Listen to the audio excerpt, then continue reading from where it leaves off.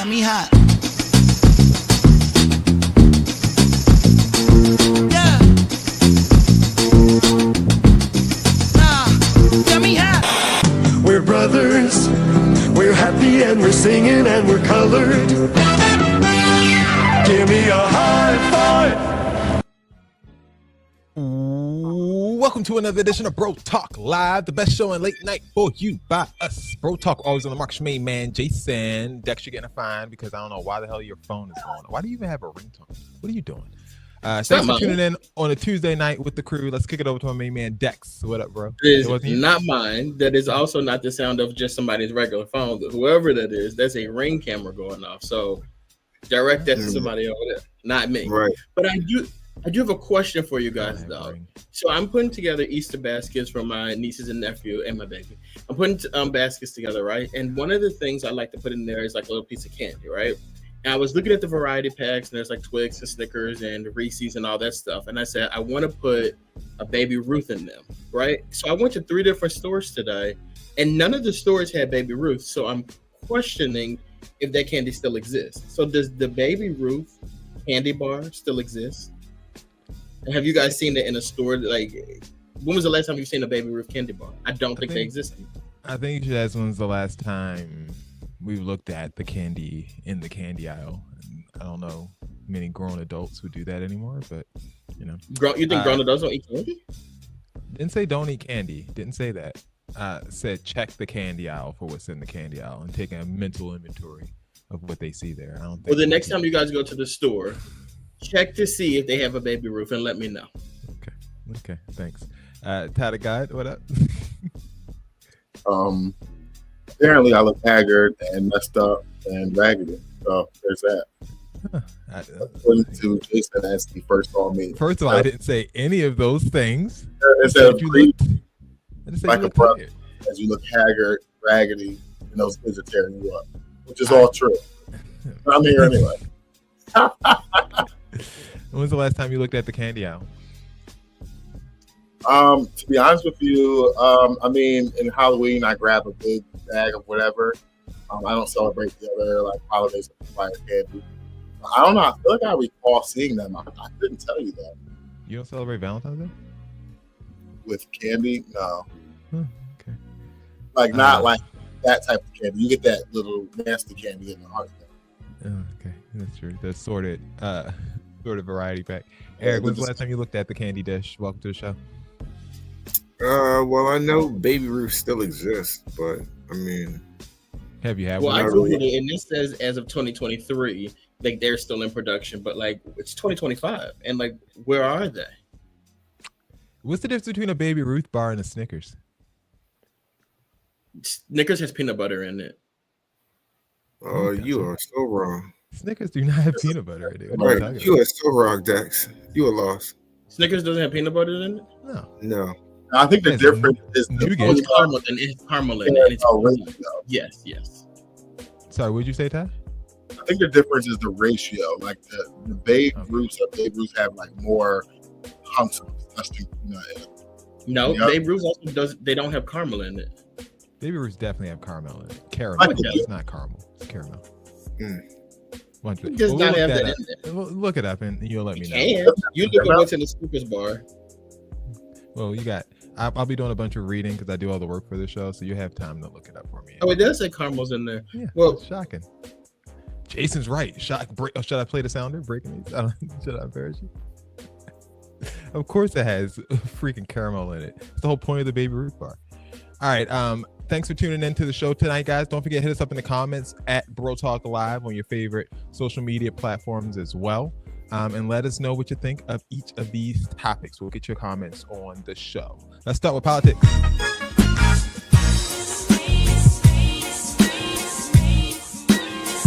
Politics as usual.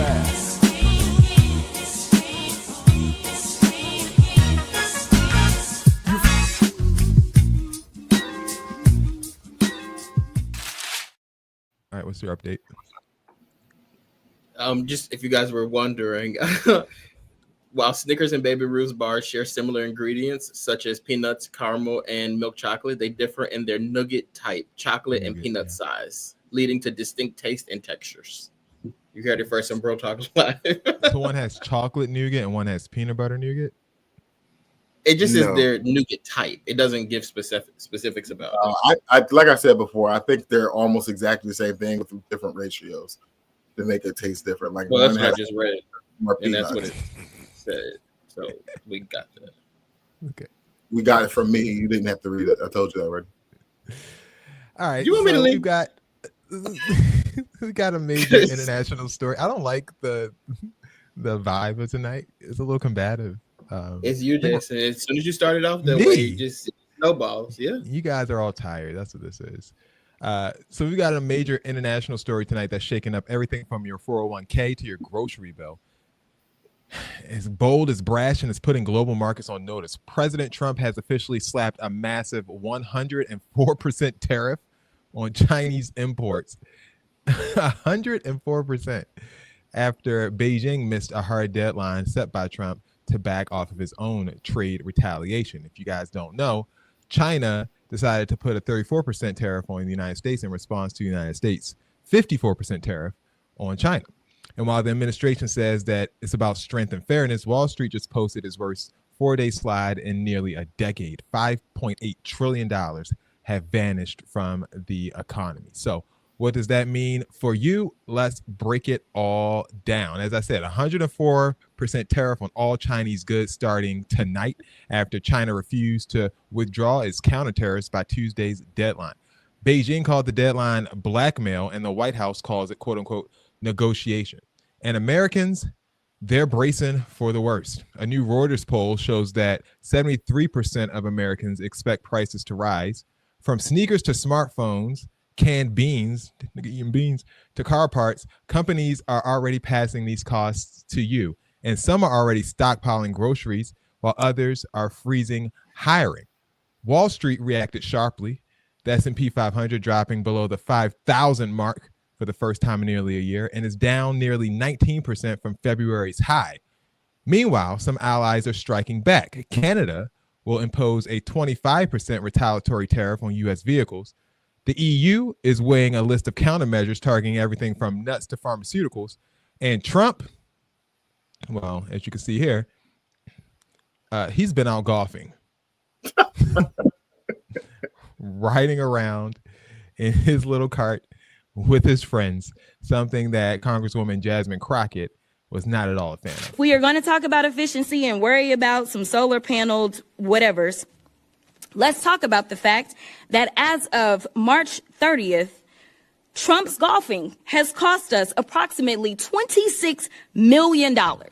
And the last time I checked, we're not getting anything in return for that. So I will get back on my remarks, but I just wanted to point out that maybe we need to talk about the president and his golfing habits. In fact, he decided that he was going to golf as the markets were tanking. He decided he was going to golf instead of receiving 4 heroes who died serving this country. He has decided that he wanted to play games while the rest of us are really trying to make sure that we can serve the American people. So, Mr. Maroney.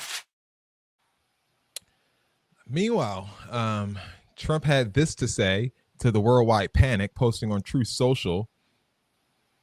The United States has a chance to do something that should have been done decades ago. Don't be weak. Don't be stupid. Don't be a panickin, which apparently he says is a new party based on weak and stupid people. Be strong, courageous, patient, and greatness will be the result. That's what Donald Trump had to say. Just hold on. Be brave. Be brave. It's crazy when he's taking everything from us. So here's what we want to know. Do you think Trump's 104% China tariff is a bold trade strategy or a dangerous gamble that can tank the economy? And do you think that we have any chance of really withstanding this, or is it just looking bleak? Ty, for a while you said you didn't think he would enable, and we have time to enable sorts of economic measures. Has that changed now that, you know, it's like the first thing he's gotten to? I mean, we are going to be worldly screwed, especially people who were having difficulties making ends meet as is. I mean, I just went to the store for grocery bill. I got like this real little bit of stuff, and it was like almost $200. So I can't imagine like if you're going to shop for large families, or you got a lot going on, or you actually need a lot of stuff. I mean, this is a joke. I mean, I don't understand. I guess I'm trying to understand the purpose. Like Trump is like, we should be producing more things here. But some of the things that tariffs being placed on, I mean, you physically cannot produce here. So what is the purpose of something?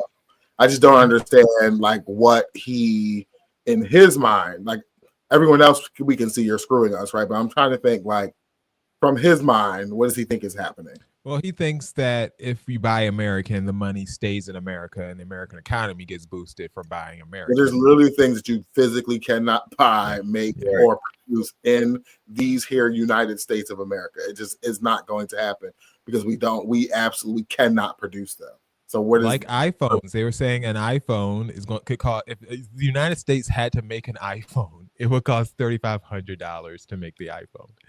And so Apple's going to also have to sell it for a profit. So you're going to have to buy an iPhone for about $5,000 if it comes to the United States. Now, Apple, for its own sake, did apparently buy 5 planes and stock them with iPhones from India to kind of offset some of these tariffs from now.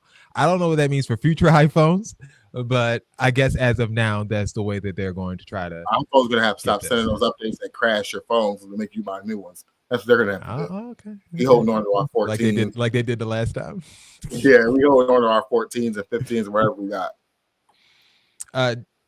Sorry, Eric, as someone who does not like to pay a lot of money for goods and services, are you at all worried about Trump's tariffs? I mean, it's not like you buy a lot of stuff that's made in China. I don't know, but is this something that concerns you? I mean, as you know better than anybody, I'm a sneakerhead. You know what I mean? So yeah, they don't get made over here. Yeah, they definitely don't. They definitely don't make J's in America.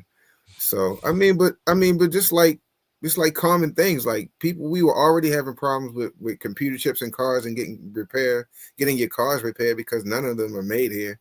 I can only imagine what's going to happen now when you try to go get your car repaired. They could hardly get the parts at one time then. So I can only imagine what it's going to cost to get car parts now, or just common things like you just said, getting your iPhone fixed. Wow, I mean, when those planes run out, I mean, did they stock the planes with stuff to fix iPhone repair and stuff like that? Like, that's all made over there too. Now, speaking of sneakers, Dex, I saw that $150 pair of sneakers, if it's, for instance, created in someplace like Thailand, it's going to go from $150 to $230 because of these tariffs. Is that something that concerns you? I mean, I do think the tariff stuff is very concerning, but like I also think that, how do I put this? I would say this. I've seen a lot of conversation on social media where people are like, it's got to get worse before it gets better. And like, no, don't. It's bizarre to me that a lot of people are running with that narrative instead of just being like, Trump is screwing us over. Instead of that, people are like, it's got to get better. It's got to get worse before it gets better. He's got to take us all the way down and then he'll bring us all the way back up. And I don't know. I don't think we survive. You don't think we survive? So what's going to happen? I don't think as the nation as we are now, if we do these tariff wars with other countries, I don't think we, as the United States, like genuinely survive, because what it turns into is people are going to start getting greedy and people are going to start taking matters into their own hand. And like that changes things when people are robbing and stealing and killing to get sneakers, which we've seen people kill people for sneakers when they were like $100. You know what I mean? So if you're making them $200, I mean, what do you expect to happen? And then it's getting even deeper when it's in the grocery store. If grocery prices are astronomical, people are going to start stealing out of the grocery store. And another thing that I've seen, and people, by the way, sell the grocery store now. And another thing that I'm starting to see in the grocery store is that these tariffs have not even come into place yet. And grocery stores are getting greedy and jacking up the prices on items too. People are going to start doing that left and right. So I think 100%. That, like I said, as the country that we have currently, we won't survive this. We're just not that group of people who are willing to just like suffer. Like we're not going to do this. You sound like, okay, go ahead, Eric. I mean, that's true, but it's crazy, like what you were saying about the different tariffs that was going on. It's funny, like back in the day, when black folk was down on their luck, what they say, boy, you better put on a pot of beans. We ain't gonna afford to eat. We can't afford to eat beans no more. We're back in the Depression era. Like that. That's what we're doing right now. I mean, it's gonna get pretty bad, man. There's another thing that I heard. I think it was Beanie Siegels that said, "If my kids are hungry, I'll snatch the dishes out of your kitchen." And I'm just saying, like, I just think that's what people are going to start doing. Yeah. Back to what we do is wrong. No. Even though what we do is wrong. I mean, you got to hustle till the sun comes up. 40 when it goes down. Speaking of hustling, Trump seems like he's apparently thinks he's doing a good job, according to multiple outlets, including The Hill and Washington City Paper. Planning is underway for a military parade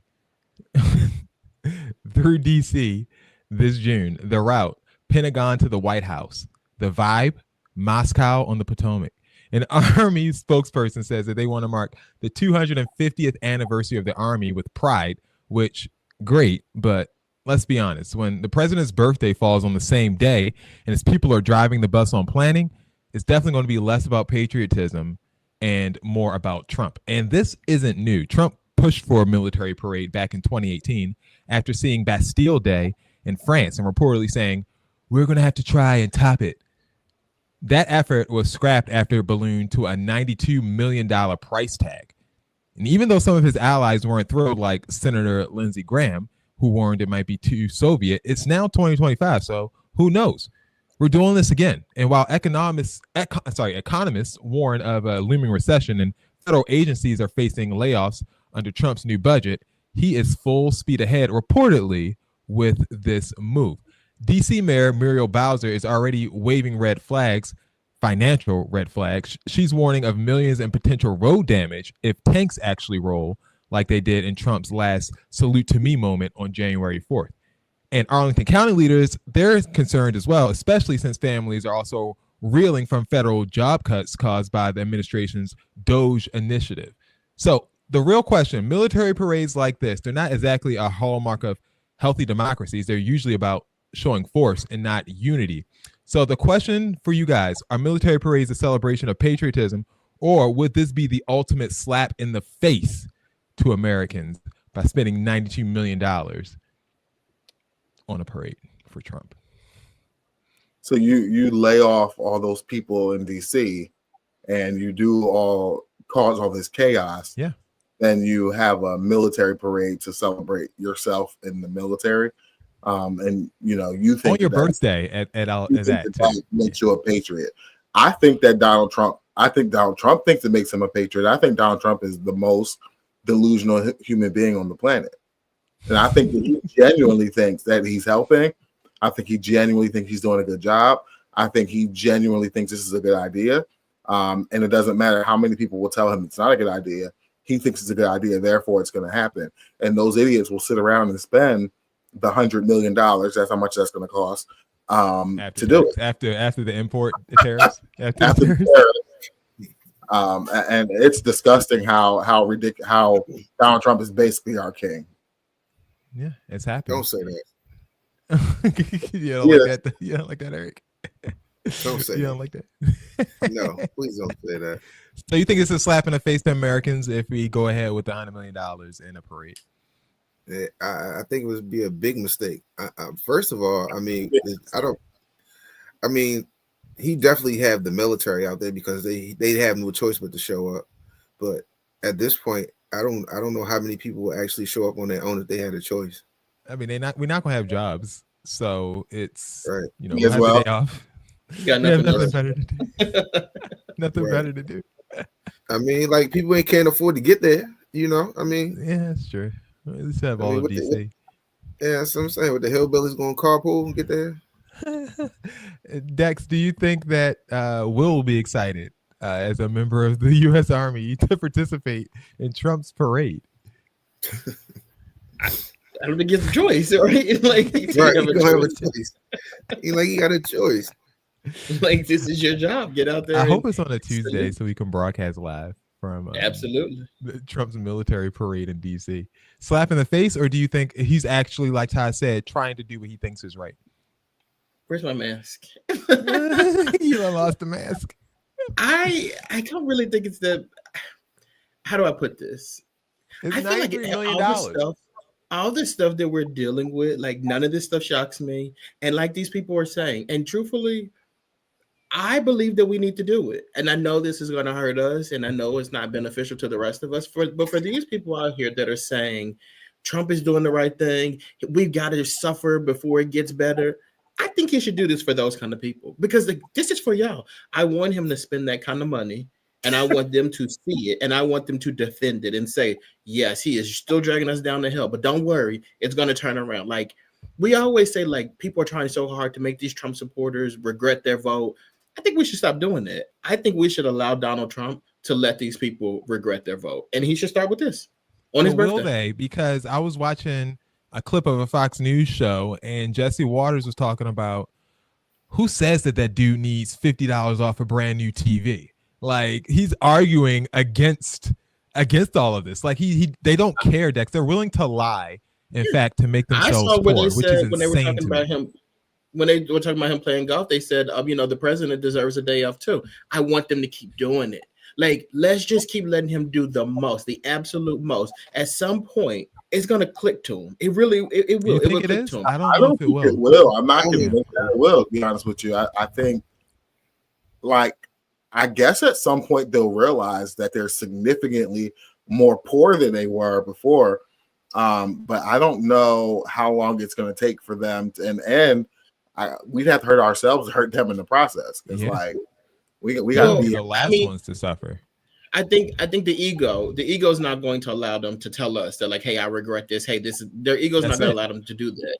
Right. But if your ego may not tell you to do something, but your bank account will. So if you out there, you broke as hell, you might not admit that, like, oh, I shouldn't have voted for him, but you're going to feel it and you're going to know it. And I know you. So I'm going to know your ass is out here broke and you regret voting for Donald Trump. You're asking people to have common sense. Like they didn't have common sense. Don't even worry about it. Don't even worry about before they cast their vote. Like they didn't have common sense before they casted their vote. So you think they're going to have I'm telling you, it's going to hit them in the pockets. Yeah, that's what it's got to get bad before it gets better, right, Dex? Like they said. I guess the most is Donald Trump really hasn't done anything that he didn't stand up and tell you that he was going to do. Right? Like they were in denial that he would do those things. Oh, he's not going to do that. He's just talking. That's just the way he speaks, and he's actually doing it. They're like, I can't believe he's actually doing it. It's like, did he not stand up there and say that that's exactly what he was going to be doing? And could you imagine that, knowing that, seeing that, and having to make excuses for it? Couldn't be me. Yeah, couldn't be me. Couldn't be Kamala. Speaking to a packed room of Black woman leaders, former VP Kamala Harris warned of growing silence in America from people and institutions that once claimed to fight for justice, saying, quote, fear is contagious, but courage is also contagious. She didn't name Trump directly, but the message was clear. The rollback of voting rights, attacks on DEI programs, and a growing political apathy aren't coincidences. They are coordinated, so says Kamala. There is a sense of fear that has been taking hold in our country. And I understand it. But we're saying people stay quiet. We are seeing organizations stay quiet. We are seeing those who are capitulating to clearly unconstitutional threats.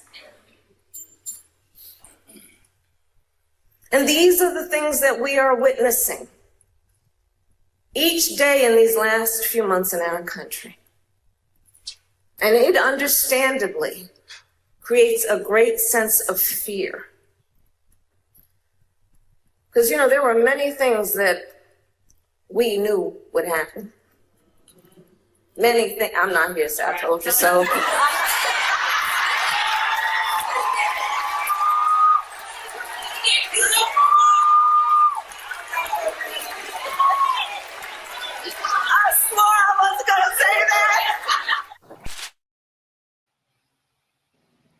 She could have said it easily because she did tell us. Meanwhile, across the country, more than 1,400 protests took place under the Hands Off banner, opposing everything from voting restrictions to book bans to cuts in federal services. But a notable absence, Black folks in the streets, in the photos, in the videos. According to reporting from The Root, many Black Americans saw the protest as someone else's turn. After turning out to vote for Harris and the Democrats in 2024, some say they're done carrying the political burden alone. One TikToker put it plainly: Black women showed up at the polls. Don't expect us to show up at your protests too.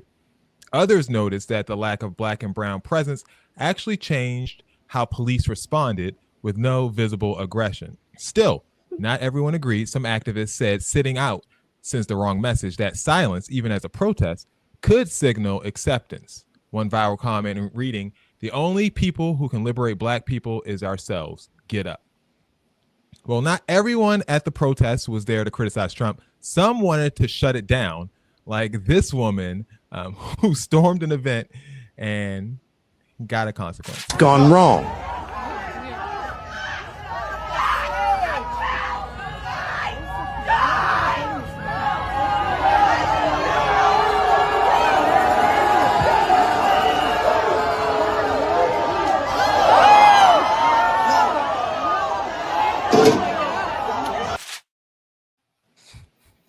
Oh my goodness. The hillbilly strike again. Do you know what this reminds me of? What? Remember at the start of the pandemic, they're robbing the Target. The lady in the wheelchair came up and they sprayed her with the hose. We're about to hit 2020 round 2, starting with that video. So let's talk about it. With Black people, I should say, largely checked out from a lot of these protests, can protests still drive meaningful change in 2025, or has it lost the power it once had to kind of change the system as we know it? I don't think it's lost. I don't think it's lost its power.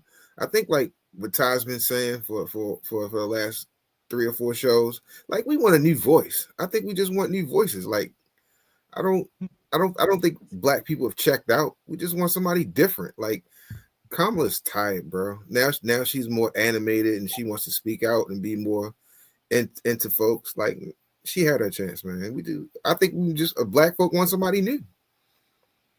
Okay. I mean, just to have Kamala's back a bit, she did work 4 years and then had to pivot suddenly to try to be a Democratic nominee. So she's taken a 6-month break. Yes, she has. And now I guess she's back out here speaking to people. Ty, what do you think about the protest movement? Is that something that you would participate in 2025?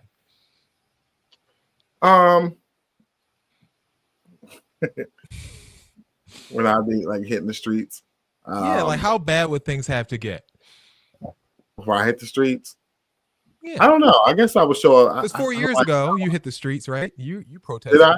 Did you show up as one of those? I did. No, I don't like crowds. Oh, okay. Well, guess you were never one of them. No, I mean I think there are other ways to be a part of the work. I don't think necessarily you standing outside is the only way. So I haven't been outside. I'll have other things. How you feel? That's what you feel about protests, is just standing outside? Is that what that outside making a bunch of noise? Well, good to know. Interesting. There are other ways, but I don't know. You got me on my thoughts all twisted up now because your question is coming from an angle that I wasn't going to speak from. It's not an angle. I'm just curious what you think about the protests and Black people's non-involvement in them. I mean, for those people who do protest, I think they should continue to do that. I think protesting is very effective, and so that obviously is the way things have been done in America for some time, and we've made a lot of progress.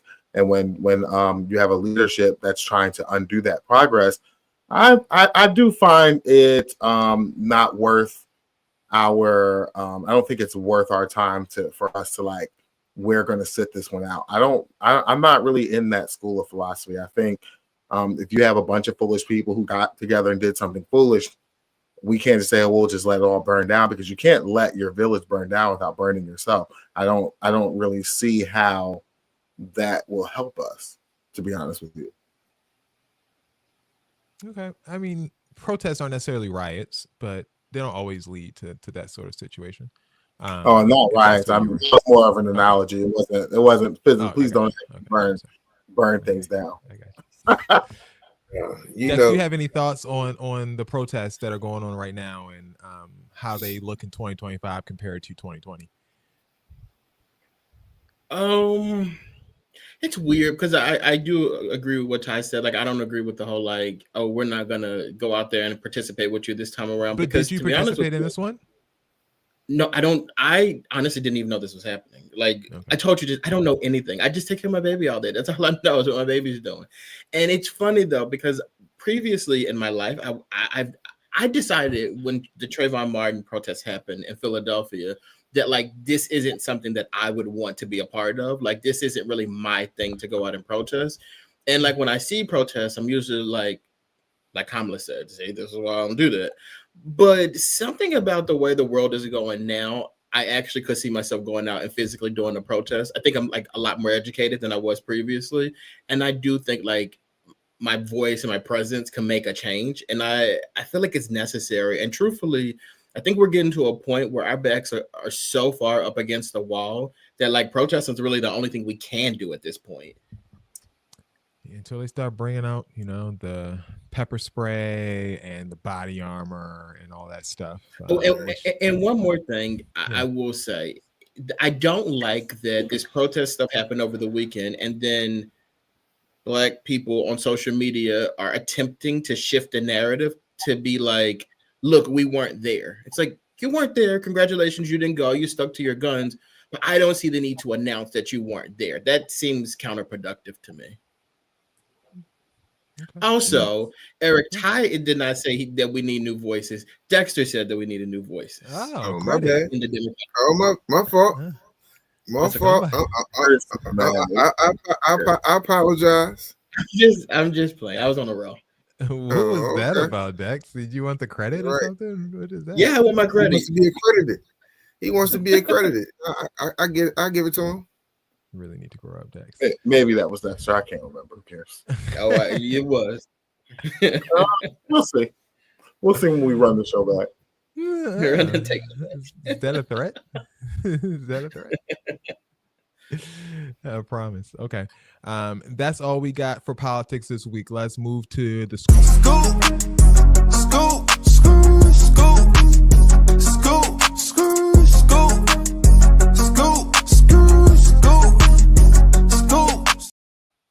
So I was going to play this during the racist segment. I'm not sure how I feel about categorizing this particular situation as racist.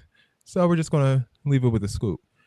We begin tonight with a story that's already dividing communities, stirring a deeper national conversation, not just about violence among teens, but about race, perception, and justice.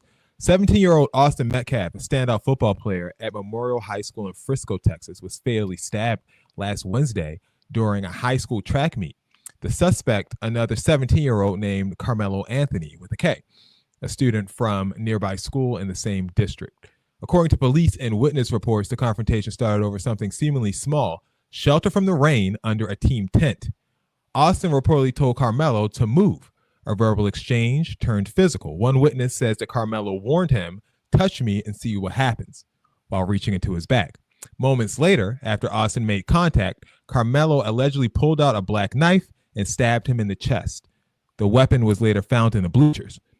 Austin died before first responders could revive him. But almost as quickly as the facts came out, so did the questions and tensions.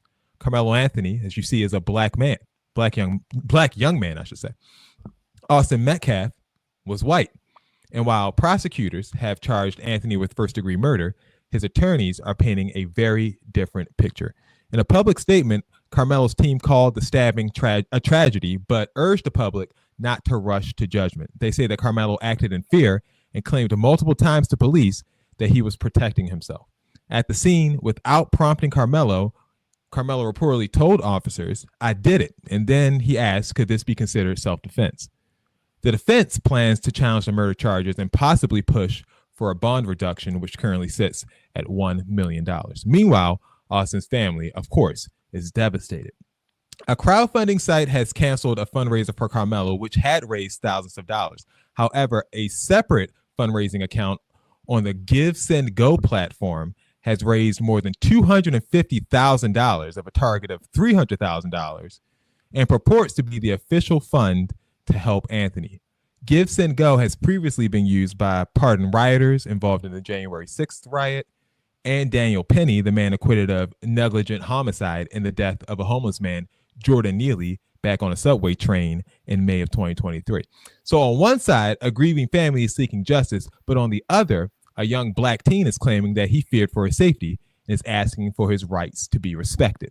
So what do you think? Is this a case of self-defense as established in previous cases, or should we stop supporting cases based on racial lines alone? Question of the night. I don't think the not supporting cases based on racial lines is something that we can do. Because I feel like race is in everything. And I know a lot of people don't want to acknowledge that or admit that or support that, but it's a fact. Like race really is a factor in everything. And I'm sure it was in this one based on treatment and everything. Right. However, it is concerning to me how quickly people turn to violence because of I don't know like the full scope of the situation or what was said or what wasn't said, but to get in the altercation and say like, you touch me this and the third, you see what happens and you reach into a bag and grab a weapon. It's just like, as a society, like we got to get past that. Like that is just, I don't agree with that. I don't like that. And then for the weapon to be then found in the bleachers, like you disposed of it is odd to me. Like I don't quite understand he if it was stabbed something. him, took it out and dropped it. Like he didn't like want to keep it.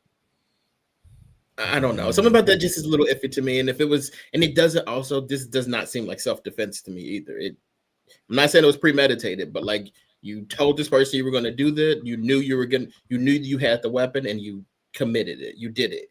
It doesn't seem like he was going to do it. He said, don't touch me. He said, touch me and sees what happens. So he didn't like say, touch me and I'm going to stab you in the chest. He didn't say that. But he did warn him. Is that warning enough, Ty, in your opinion, to fight for self-defense in this case? I mean, he could fight for it. I think that you're when you're under the knife, no pun intended, you're going to come up with any defense you can. I'm actually I just want to view this case closely. Like we would like to say, the case is not about race, right?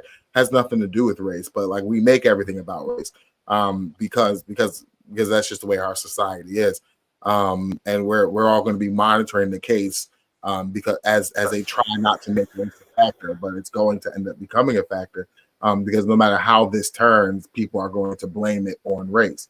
But at the end of the day, we just have to look at the facts of the case. We have to listen for what comes out of it. I don't think we have a full story because at first the story that you just your summary has way more details than the original story. And so I'm assuming that as this goes on, we will see more details. I'm hearing a lot of rumors. There's a lot of fake stories online. There's a lot of like fake police reports for this one, which is very interesting. I don't think that's something I've seen before with cases. Like there's like a lot of fake, like they're like, see, this is what the police are saying, and the police have to come out and say like we did not say that.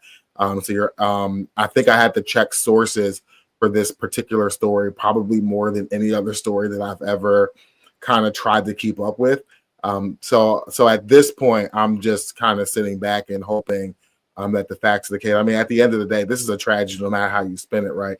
The lives of these families are now ruined for whatever happened during this moment, and it's a shame that it had to come to somebody dying, especially if some of this stuff is true. But I don't even want to speculate at this point. I just kind of want to see where it all lands. Anything to add, Eric? I'm just waiting for ambulance chasing Ben Crump to show up. It's very possible he's going to be on this case. We know Ben Crump is famous for getting high profile. Don't put Ben on the case. Like he's here to get you some money. If you're trying to get out of jail, Ben is not the way to go. Yeah. All right. Well, we wish everyone the absolute best as far as justice goes in this case, and that people get a fair shake of things. All right. The rest of the scoop is going to be a hit it and quit it. Oh, pun intended on the Hit It and Quit It segment for this week. When it comes to this story, Terrence Howard is accusing Diddy of let's say a lot of things. According to Terrence Howard, he says that Diddy invited him over for an acting lessons, him to teach Diddy acting lessons as a professional actor, right? Because Terrence Howard, who wouldn't want that, you know? But instead, he says Diddy allegedly just sat and stared at him in silence, not once, but 3 times. And when Howard asked what was going on, he claims an assistant told him, "I think he's just trying to F you." Here is a video from Terrence Howard saying such on a podcast. Puffy invited me for weeks, asking me to come and teach him how to, wanted me to be his acting coach for a while.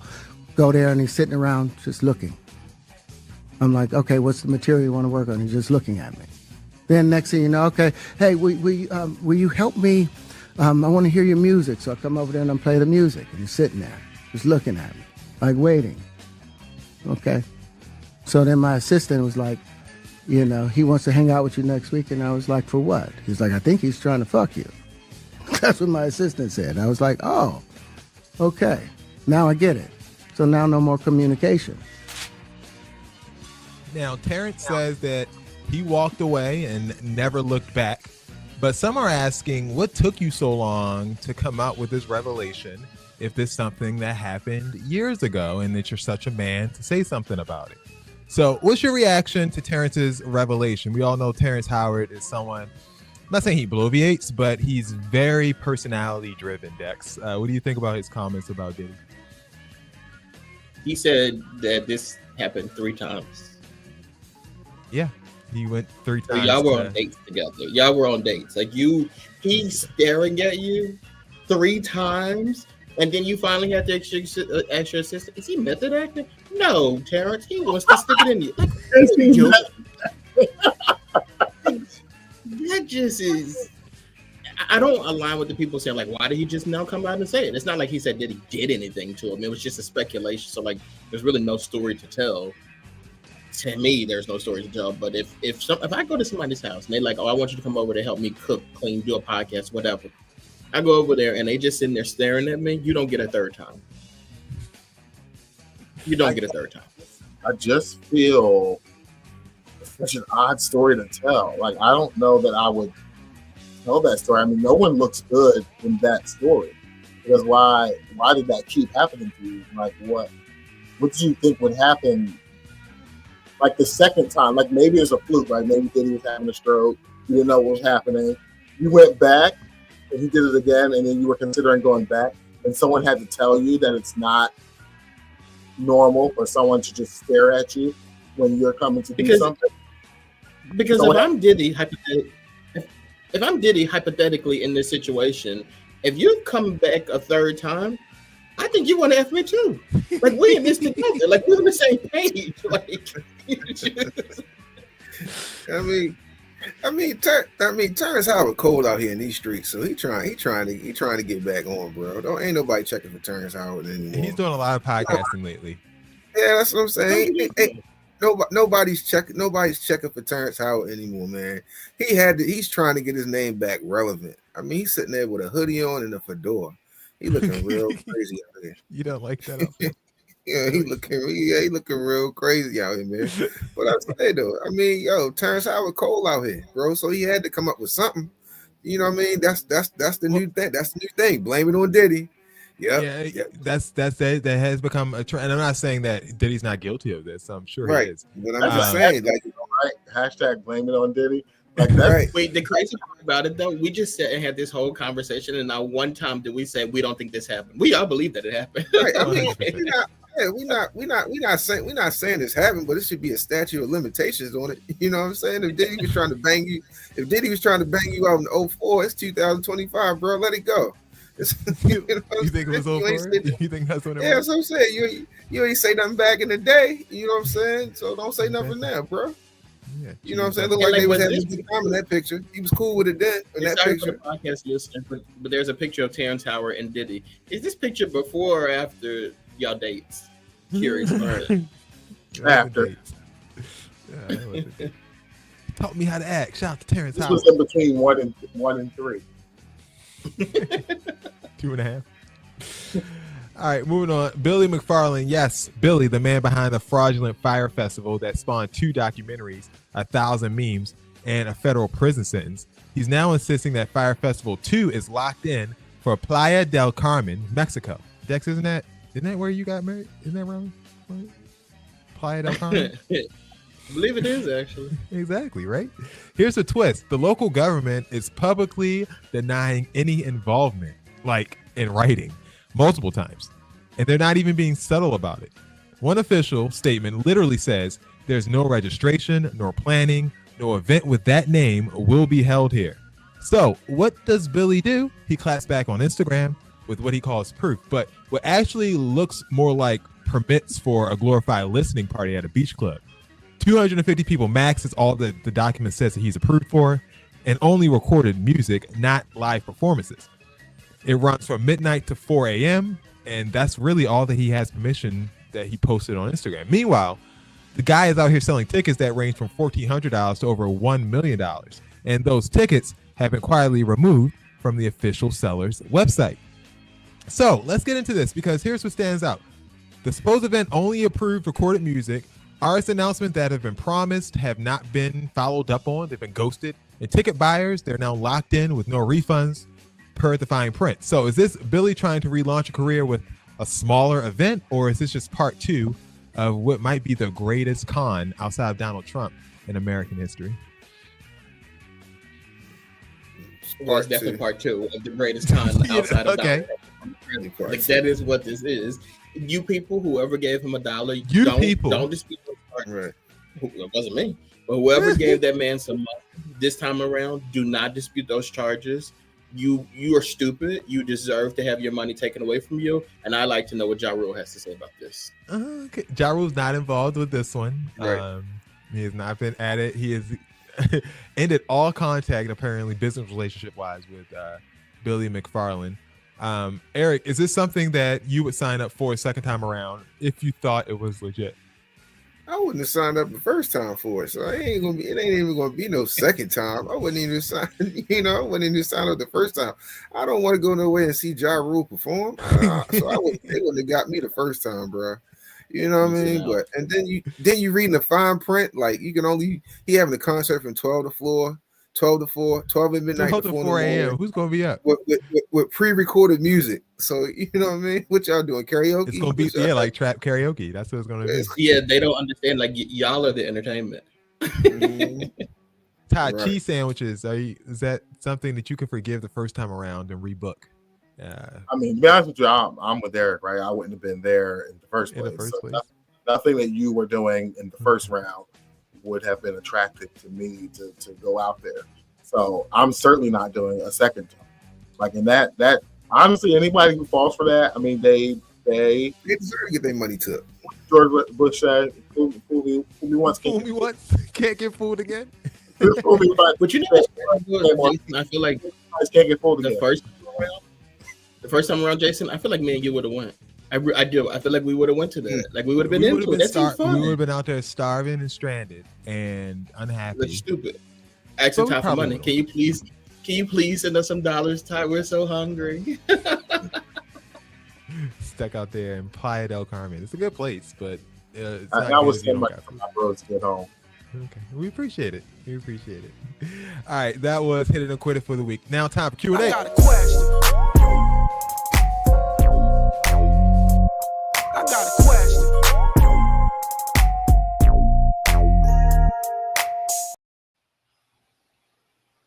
It's on you today, buddy.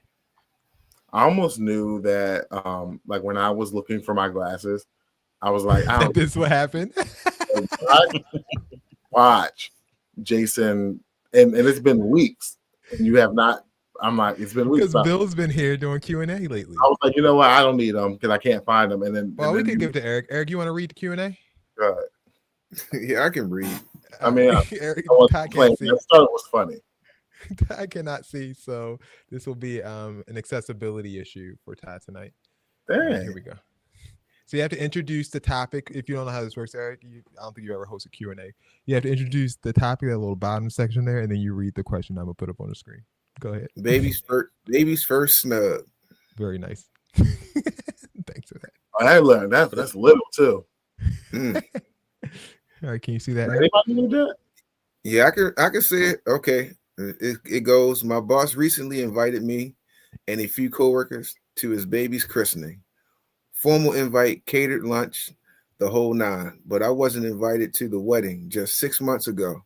Not even a courtesy invite.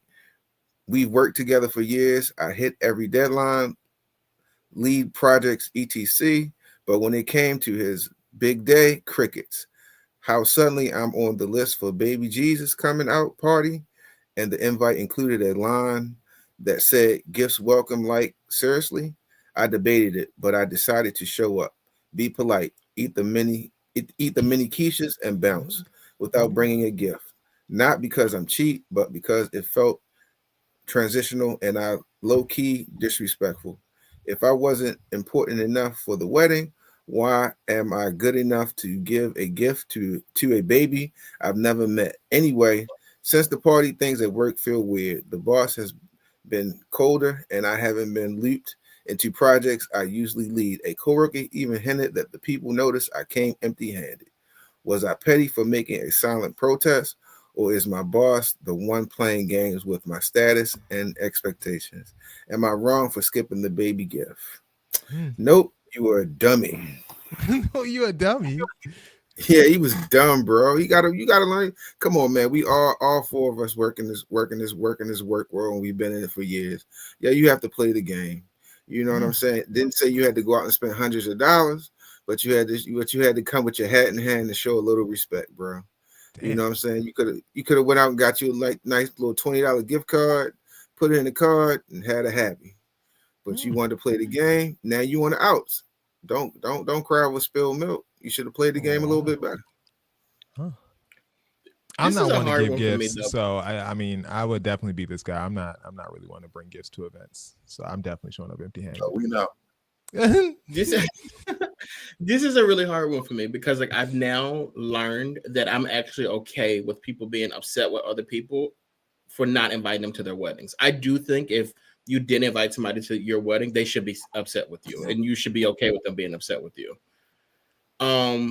So I do understand where they're coming from there, but also I don't play about my child. Like you can't come to an event that I'm hosting where it has anything to do with my child and not bring anything. I don't care if we're friends, family, co-workers, I'm not nothing like that. I'm not. Who's clocking people's gifts like as they walk in the door? Like, are you doing that? People do it, man. It's 2025. Not necessarily like clocking the gifts, but like for me, like I didn't write out what people bought me, but like I wrote out as I'm opening the cards, I write the names down so I can make sure. So you want people taking notes? Okay, man. People notice these days what people bring, what people don't bring. You know what I'm saying? But I understand. I mean, the wedding part. I mean, I understand, yo. You have a limit. You know what I'm saying? You didn't make the cut. No. You just didn't make the cut for the wedding. That's all. I'm not gonna make the cut for the baby shower then either. Honestly, no, I mean you don't come. That's why not to come. Then don't. Yeah, then why did you show up for the baby shower? You should have just not. You should have shown up. Or christening. But real quick on this wedding thing. The reason I say like I feel like it's okay for people to be upset about it, because like there were a lot of people upset with me that they weren't invited to my wedding. And I was like, why are they upset? Blah, blah, blah. Then I realized I had a good time. Like it was amazing. Like you really did miss out. I would be mad too if I missed out on an event like that. And I'm sure this guy had a great wedding and you missed out on it. Like you're allowed to be upset about that. I do think there's a problem with not being invited to something that's supposed to be more personable and more private, and then still expected to bring a gift to something that's just a gift grab. Like christening. Well, I also think that anything dealing with my child is way more personal than the wedding. Like that's a big deal. They're inviting you around. My child gonna be fine like, regardless. Like right. So I don't need the gifts. Like, but if you felt that way, if you felt some kind of way of not going to the wedding, then why did you even show up for the baby shower? I'd have just been like, nah, I ain't gonna show up. Just don't show up. I mean, like you bring your stuff for yourself. You know, just don't show up. So I agree. you'd be hard pressed to get me to come to your baby shower because I just hate baby showers. So if I don't know like you very well, I'm not going to baby shower anyway. So I wasn't coming to my boss's baby shower. It's not happening. So you're not even gonna go to the but it's your boss. Like, aren't you afraid you're gonna get a performance review? No, I don't have to be around you personally. I don't know why you're inviting me anyway. Like, I'm here to work. I'm not here to be at your baby's christening and your baby shower. And I really don't even want to be at your wedding. Like, I want you to leave me alone. I want to be with my real friends when I leave this place. I can talk about you. That's what I want to do. Okay, I mean, but the thing is, like, if I'm not good enough to get a $100 plate spent on me at a wedding, why do you expect me to bring $100 gift to your christening? Like, to be honest with you, I think people get that mistaken. Like, oh, if I wasn't good enough. When you're going to a wedding, you're getting a $100 plate spent on you and all this other stuff. You are supposed to be reciprocating that with a gift that's equal or greater than what you got. And so, therefore, people have been skimping out on weddings and their contributions to the couple starting their lives. So I think that's a problem in and of itself. So who cares? Like, and then you get to the baby shower and you're spending less money. And I think baby showers. It's a christening. It was a christening. It wasn't a baby shower. Yeah, whatever. That's wait, crazy. hold on. Do you have to give a gift at a christening? Is that a thing? I never heard of gifts at a christening. Yeah, it's a thing. I thought we were gonna watch them splash your baby and then we're gonna move on. That's the thing. But that's crazy, man. Like I said, people be bringing stuff on themselves. Like, I could just speak for myself. I don't go to the Christmas party. I don't go to the monthly potluck. I don't do none of that crap on my job. You are my coworker. You're not my friend. You're not my associate. You're somebody that I see for 8 hours and I'm going home. You know what I'm saying? So I don't want to be your friend, and I'm glad you're not mine. I got enough friends. God. Yeah. Well, just one more thing though. I do think though your coworkers are trash for saying they recognize that you came in empty-handed. Like, that would piss me off. One, and then two, I think it is lame that your boss is retaliating against you with this, and I would go to HR for sure. I did go into Dex's baby shower empty-handed, which I thought was funny. My wife was actually embarrassed of me. Yeah, Dex, you ain't write his name down. Exactly, you ain't write nobody's name down. You ain't write his name down, Dex. No. Ty came to my house and gave me a gift. He did. I just didn't have time to like wrap it up, but it was funny because I like there was this lady walking in. She had this like huge present. She needed help carrying it, and then I walked in with her present, and then she like had to announce to Dex that it was that it was hers, not mine. I just thought it was funny. I was like, I don't care. That's when I you just carry a pen. That's when you carry that pen in your pocket. You carry that pen and you scratch out her name and write your name in it. No, I did get the baby. I'm always buy people's baby stuff, even if I don't come to the baby shower. All right. For more questions, please hit us up at brotalklive.com/questions. So press record and let you feel me.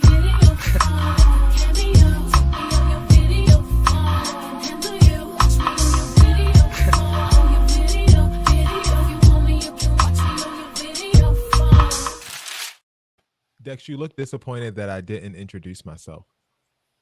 A little bit, because I wanted you to say Jason. All right. The clips this week, the theme is I keep on falling. No, leave that alone. Okay. Let her sing it. You did better than mine. People, now it sounded like it was on the radio. It's not good. Okay. I keep on falling clips for people who have fell. Shout out to Alicia Keys. No pun intended on that front. She's still a great artist or whatever. But these are people who have physically fallen. I just decided to tie her in because of the pun. There you go. All right. Yeah. First up, we have video of tables turning. When you look at me, whoa, I believe this.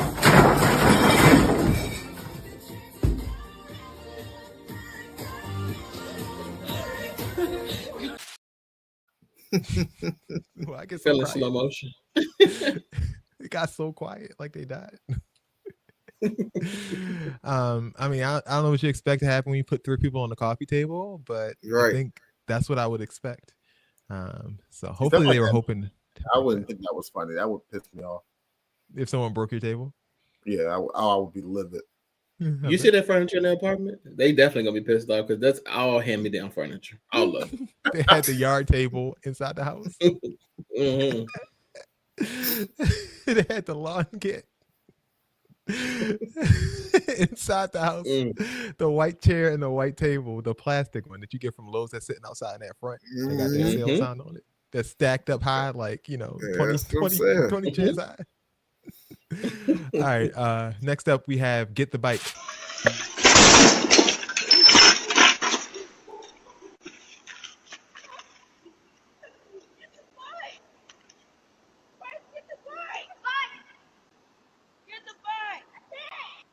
I'm so sorry, sir. No, is he okay? He's all right. Okay. I'm sorry. No, you're fine. As long as he's okay. That was so kind. Like everybody in that video was so nice. Like, I'm sorry, sir. Eric sent me that one. So shout out to Eric for that. He said, Bryce, get the bike. He's like, yeah, I can't. He said, I can't. I don't got no face. I can't see. He's like, I can't. I have a concussion. I can't. We hope Bryce is okay. We hope Bryce is okay. Yeah, I just hope Bryce didn't go home and go to sleep, bro, because he didn't wake up, man.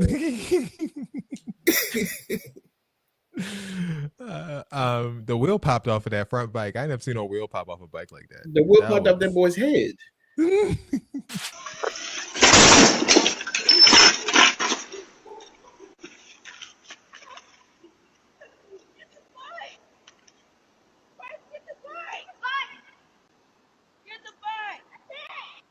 I'm so sorry, sir. No, is he okay? He's all right. Okay. I'm sorry. No, you're fine. As long as he's okay. How did he lose control to go over Like, all into that the house. grass and hit that man's house? Like, how fast was he going? Like the house came out of nowhere. Right. Like, he didn't have to traverse over a quarter acre of grass to get to the house. I don't That get man how was so that nice, happened. though. He was a nice guy. Hopefully he was his next door neighbor or something. All right. Next up we have Heavenly Peace. This is what happens when a young woman falls asleep in the car while her friend goes shopping. This is so embarrassing. Rizzy! Mariah! Like this, she sleep just like her daddy. This shit is so embarrassing. Now the EMS people gotta come over here and get me in my car. There you go, here he come. Thank God. Mariah! Mariah! Girl, let me in the car. You all looking stupid. Thank you. Why do you do that, bro? Why do you do that, Mariah? You knew I was coming. Mariah on some stuff. That's not regular. Regular people don't sleep like that. Mariah was knocked out. Yeah, she was knocked out all right. They were shaking the car. That is insane to me. I would love to sleep that beat. I would really love it. If you guys are wondering, falling asleep. That's what I meant by that one. She didn't actually fall. She fell asleep. Yeah. Nice little producing. Well played. You like that? You like that? Well played. out. I never shake no car to get somebody awake. That's pretty. That's crazy. insane. When they were shaking the car like a tornado, like a tornado earthquake, and she was still just like, "Oh wow, get your ass up there." That's She insane. was so frustrated. The girl, she was like, "God damn, so embarrassing." She sleeps just like her father. All right. Last but not least, is one Dex sent me called Casket Catastrophe. From above the burial site collapses, sending the men plunging into the burial hole. Whoa. Damn. Can you imagine? That's insane. That's literally the worst time that could happen. He's 6 feet under. You in there. You might as well stay. From above the burial site collapses, sending the men plunging into the burial hole. You know how when people die, people be like, "Take me with you." He said, "Come on, Come on, then. come on down." I get the prices right. Come on down. Eric, how many torn ACLs you think is in that? Yeah, that was a good 3, and not counting the people that they got to get from underneath the casket, because there was a couple people that they slid up under there. Yeah, slid up under that, like when Grandma slid in that water underneath that boat. There's some people underneath that casket too. They just slipped up under there. Yeah, they slipped up under there, buddy. That's rough. All right, so which one is winning? I keep on falling. Casket catastrophe, get the bike, tables turning, or heavenly peace. I'm going with my man Bryce. The bike. Bryce, get the bike.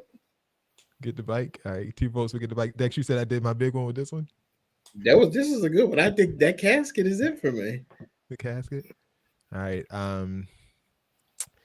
It's gonna come to me.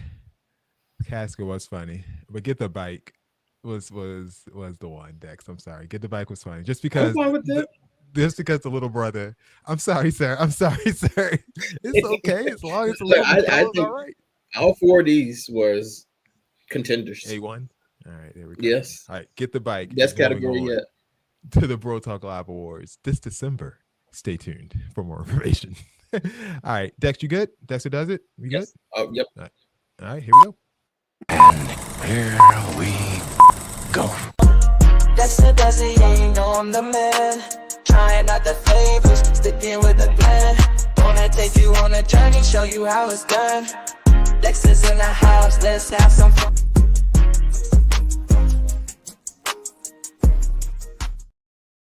Dex, were you rooting for the University of Houston this week in the NCAA championship? Since you're from Houston, was that a thing you were doing or no? And it was not the thing that I was doing actually. Just it's funny too because I actually don't watch college basketball at all, and like you know how I am. Like I don't like to be left out of conversations.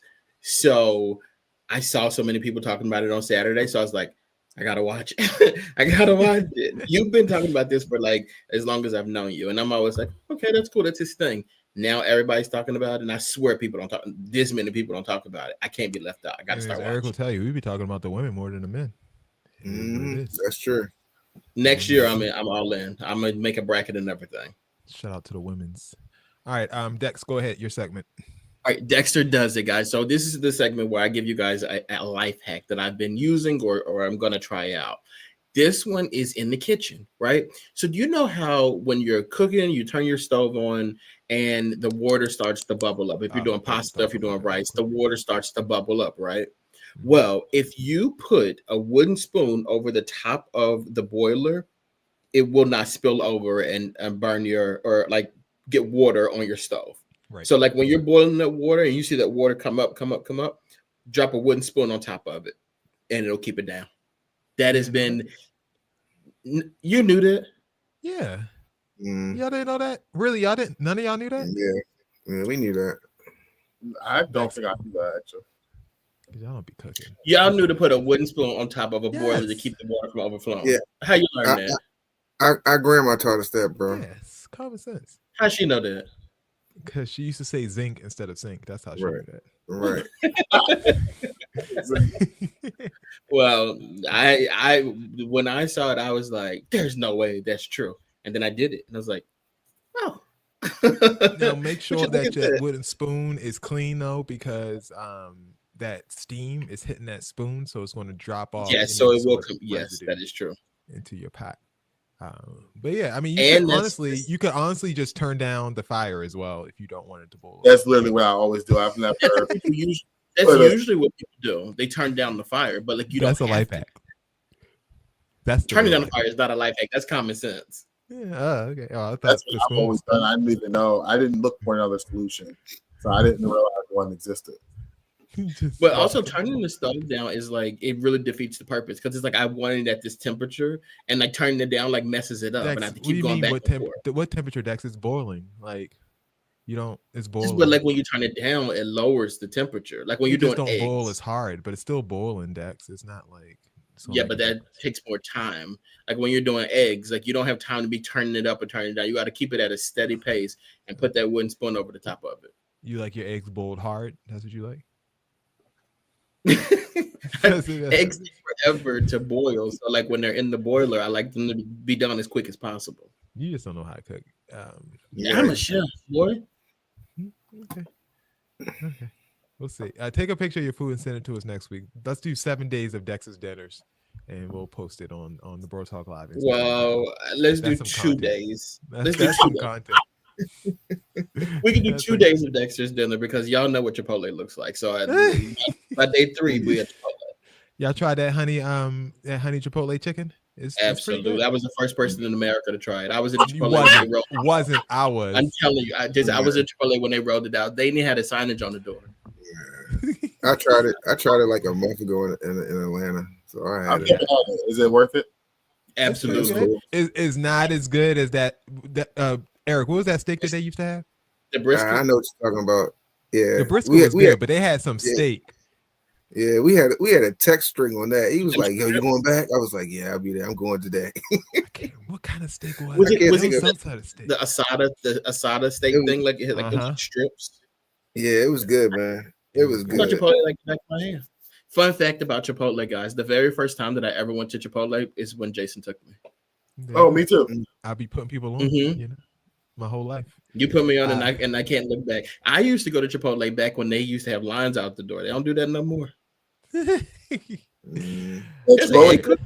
back in the day, but before they had that little poisoning scare. Egg boy. What's an egg? I don't look. If I'm gonna go get sick from somewhere, I want it to be from Chipotle. Yeah, I remember the first Chipotle I went to was like 20 minutes away from my house because it was the only one in the area. I think we're giving Chipotle too much free promo. Did y'all? Yeah, right. Did y'all know that there really is a thing called an egg cooker? Yeah. Yeah. Okay, I guess y'all grandma taught y'all that too. Nah, man, they got egg cookers, rice cookers. You never heard of a rice cooker too? I have a rice cooker. I never knew that was an egg cooker. I've never seen this before. They got one. And they got egg cookers you can throw in the microwave and get that radiation in your system. All that stuff. This egg cooker right here, they got a whole. You can plug it up. McMuffin on here. It's $26. You're gonna get it. You're gonna have it by next week. Dex shows your McMuffin next week. Okay. Right. Stay tuned to the Bro Talk Live channel. Dex will be posting pictures of his food since he's a stay-at-home dad. He has no reason I am a not stay-at-home to. dad. I am. And so Dex is gonna be posting pictures on the Bro Talk Live official channel on Instagram. So make sure you subscribe to that. We'll have clips from this week's episode on TikTok as well. And stay tuned to our Twitter channel, which has breaking news all day long. Dex, that's your favorite like little thing, right? Well, let me just give you a shout out real quick. Guys, during the show today, our social media team was posting live while we were doing the show on Twitter. They deserve all the accolades and raises or whatever. Like, these people are incredible. I don't even know how they managed to do that. Thank you guys for doing that. Really appreciate it. Shout out to Bill, who is in school getting that knowledge. Shout out to knowledge. Well, he's part of the show. We have to shout him out. Eric, thanks for always. Thanks. I mean, but Eric filled in as he always does admirably, and he's a part of the show at this point. So, shout out to series regular Eric for joining us as well. Todd, do you have anything to say to the good people? Let me give you the last word. Yes, thank you so much for joining our show. We're so happy to have you each and every week here on Tuesdays at 10 p.m. We'll see you next week. We're doing this again. Right, for Ty, for Dex, for Eric. It's been an edition of Bro Talk Live. My name is Jason. Follow us on all our platforms at Bro Talk Live. Peace out.